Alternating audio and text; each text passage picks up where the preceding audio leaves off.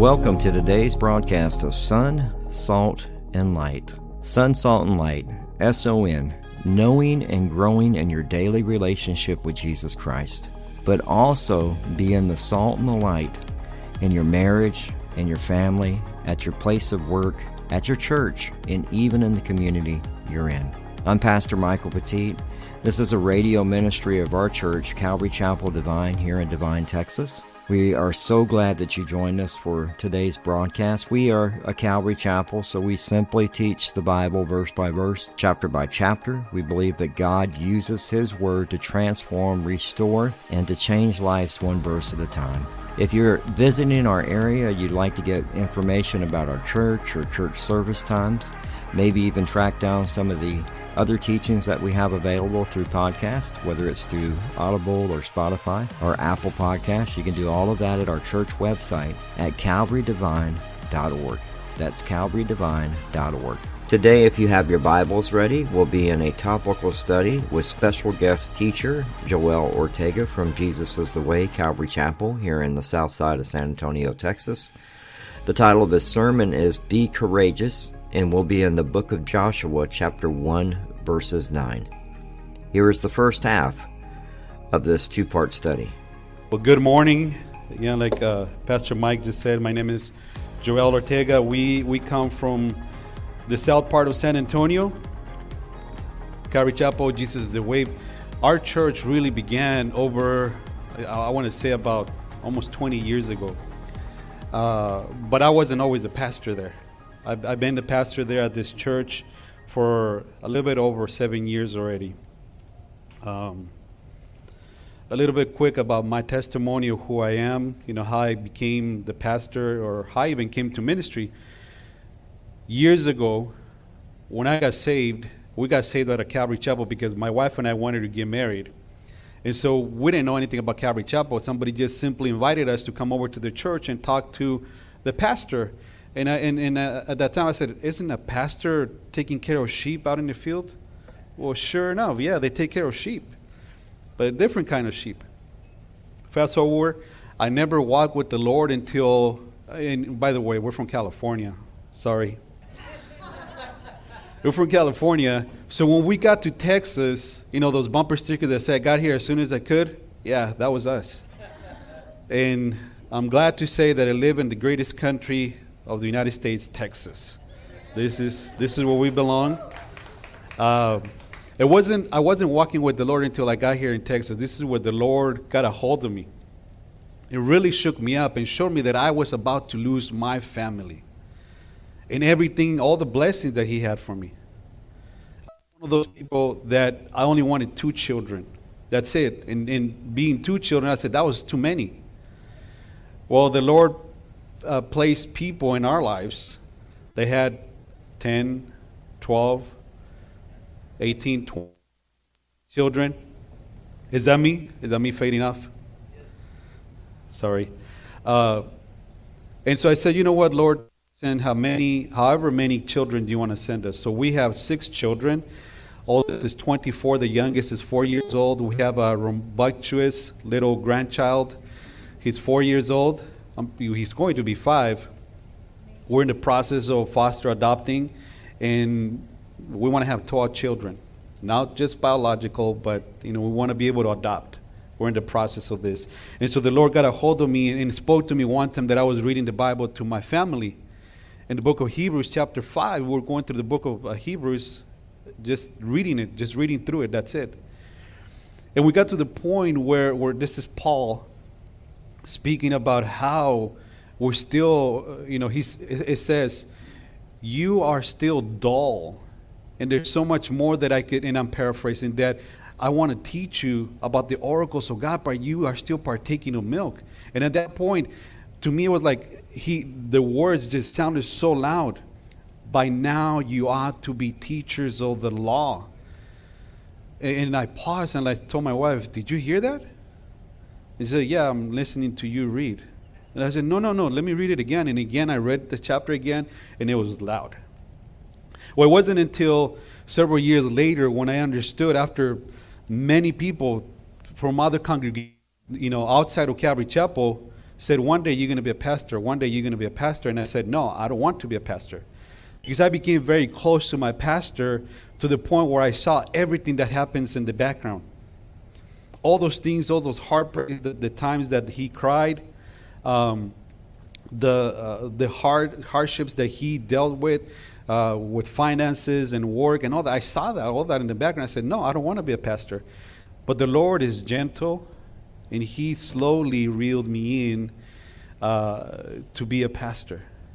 And I became the pastor, not in the circumstances that I thought I would have become a pastor, but I became a pastor. And so I'm proud to say, because of the Lord, not because of me, that I'm glad that I am in his service, serving him. It's not for me, it's not for my family, it's not for anybody else, it's for him. That's for him. And so that's who I am. Calvary Chapel, Jesus is the way. We've had name change. We used to be called just Calvary Chapel Southside.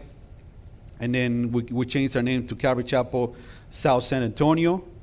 And then when finally I said, you know what, this is our new ministry, Jesus is the way. That's our new ministry. And so we just recently moved to the location where we're at. And even that in itself, there's a testimony behind that I will share, at another time. This morning, I know that we Calvary Chapels are used to going book by book, verse by verse, but this morning, of course, we know that we're taking a break, all of us. And even I know last week y'all took a break and Pastor Mike taught on baptism. So this morning, I'm not so much going to teach on a specific verse, but I am going to springboard off of one verse and then continue on with other verses throughout the Bible.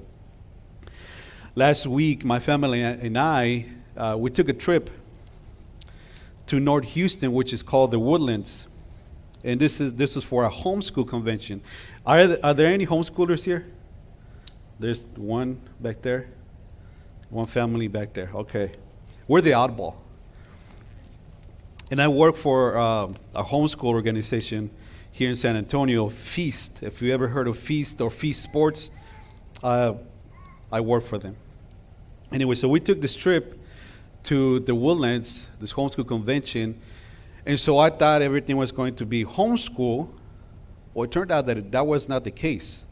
It was more of preach. It was like I went to a retreat. I came back refreshed, with more further knowledge about the Lord, more on fire. And the Lord used this conference to confirm several things that he had already placed in my heart and in my family's journey that we're already on. He solidified it. And then not only this, but also on our way back, and he even confirmed it even more, gave us even more hope. And I'll share part of this trip what we experienced. Turn to the book of Joshua, chapter 1. Joshua, he's my favorite Bible character. And the first message that I taught as a pastor was Joshua chapter 1. Now in Joshua chapter 1, I'll give a brief background about what's going on here in this chapter. Now this is Joshua, who is one of only two that actually came in to the promised land. You all know the story that they had been after leaving Egypt, after Moses had led them out of Egypt into the wilderness. They spent 40 years. And God said, you're a stiff-necked people. In other words, you're cabezón, you're hard-headed, stiff-necked people. None of those people, which were millions of people, they all died and made it into the promised land except for two. That is Joshua and Caleb. Moses got to see it at a distance. Not even he himself was allowed to go into the promised land. And so Joshua, who we meet early on before the book of Joshua, he's the first time we see him in scriptures, he's prepared for battle, and he's put in charge of an army to prepare people. And so once he takes over from Moses, he's got to fill big shoes, or I often joke, he's got to fill big sandals. This is what he's doing. He's about to step into the role that Moses used to have, and now God is going to lead him so that he can lead the rest of the people of this new generation coming into the promised land. But he's not just, lead them in and say, hey, you pick a house wherever you want to live. They got to come in and battle and take it. Take it. We Christians often think that when we become Christians, so we are called Christians, and I use quote because that's what sometimes we think, that it's going to be an easy life. God never in the scriptures, unless I missed it, you can show me afterwards, never promised us that we're going to be walking on a nice green, flowery knoll. It doesn't say that. It's a battle. It's a constant battle. And it's a reminder for us that just like Joshua and the people came into the land, we also have to go into the land, figuratively speaking, and battle and take what belongs to the Lord, what he has already promised to us. All right. So in Joshua chapter 1, and again, I'm only going to use this verse to springboard into the message. Chapter 1, beginning in verse 8. And he says, this is God speaking to Joshua, this book of the law shall not depart from your mouth, but you shall meditate in it day and night, that you may observe to do according to all that is written in it. For then you will make your way prosperous, and then you will have good success. Now, God wasn't talking about having wealth, physical, material things, or success, meaning that he climbed the corporate ladder. That's not what he was talking about. Verse 9, have I not commanded you? Be strong and of good courage. Do not be afraid, nor be dismayed. For the Lord your God is with you wherever you go. And so, here, we know that we see that Joshua is afraid. How do I know that? Because God says, do not be afraid. He specifically says to him, do not be afraid, because he knew that Joshua was afraid. I share this often with our congregation, that every time I come up to the pulpit, wherever I go, I'm always nervous and I'm afraid, because I am going to give an account one day to the Lord as to what I taught. If I taught heresy, I'm going to be held accountable. Or if I didn't teach it properly, I'm going to be held accountable. And that's part of my prayer before I come to the pulpit. I always sit in the back of the church by myself. I did so earlier. And I pray, Lord, do not take the fear away from me. That's kind of weird to say. Do not take the fear away from me, Lord. Because the day that I say, you know what, I'm confident I'm going up there, I have no fear, that's the day that I walked away from you. So I say, do not take this fear away from me. Let me always be afraid, but knowing that you're there with me, because he is. Now, before I proceed, I want to just say something. The message that I'm about to share comes both from the heart of a pastor, and at the same time, because I am a father, comes more from the heart of a father. So if at any point I say something that, I touched the wrong string or say something that insulted somebody, please forgive me ahead of time. That's not my intent. And if you at any point disagree with something that I said, I'm welcome to not during service, afterwards, we can sit on the side, pull me to the side and say, hey, you said such and such, and we can discuss. We'll pray about it. But just know that my message comes from the heart of a pastor, and mostly from the heart of a father.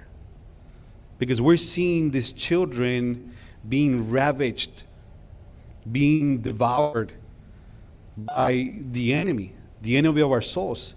And so I pray that you use these words as an encouragement, as Colossians chapter 3 verse 16 says, that we ought to admonish one another, encourage whether in song or in prayer, to encourage one another. And so this should also be a message that to some of us should wake us up. to shake us, to rattle us. To some, just a simple reminder that we are not each other's enemies. All right? That the enemy, again, the enemy of our souls is out there prowling. The Bible says he's like a roaring lion looking for who he wants to devour. But I also want to give you a reminder that he cannot do anything without first asking permission from God the Father. Let me switch microphones. Keep going. Now, 2020 happened, right? And all of us got taken by surprise. I'll be the first to admit, I didn't know what was going on. Shut down, you stop everything. But then I know some people did realize that, wait a minute, this doesn't seem right. And so 2020 happened, and all of a sudden things started to come up, not making sense, and we raised questions. And fast forward to today, 3 years ago, it hasn't been that long ago, 3 years. And there's so many changes that have happened. C.S. Lewis once wrote, when the world is headed straight to a cliff, those who are running in the opposite direction seem to be the ones that have lost their mind, unquote. And a lot of us were running the opposite way than from the rest of the world, weren't we? And we were looked at as, you're the weird one, you're the crazy one. What are you doing? Just obey. Just obey and take the jab. And if some of you took the jab, nothing against you. That was your decision as a family, as an individual. That's your decision. But for a country to be forced as a whole to do this, that's one, unconstitutional. And not even God does this to us, right? He doesn't force us to do anything. Now, we've had since the farce or the fake agenda, which was really not a fake, it actually happened, but the world's going to end.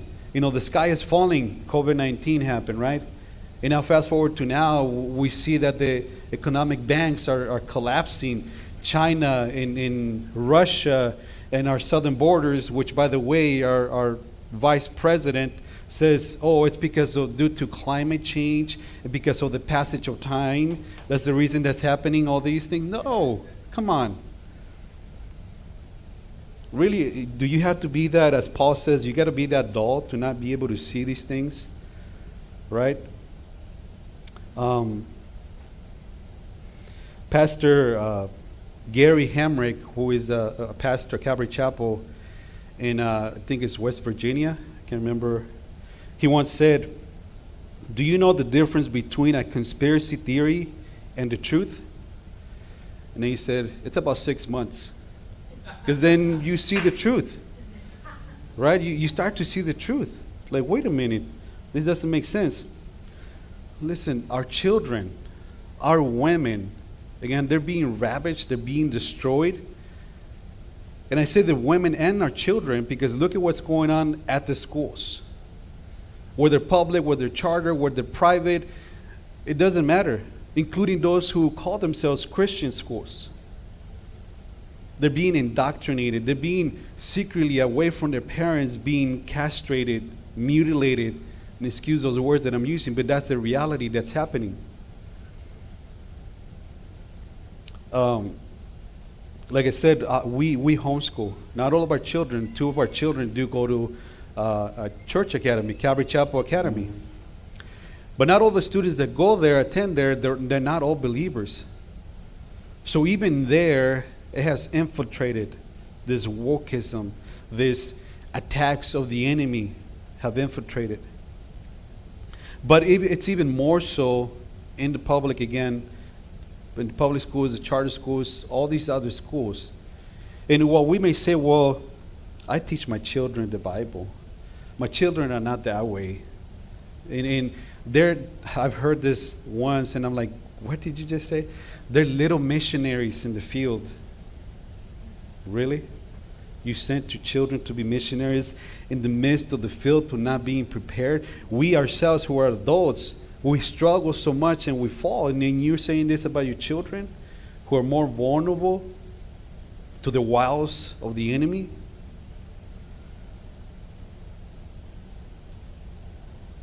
This world, or I should say this country, in 3 more years, we're about to have our birthday to be 250 years old.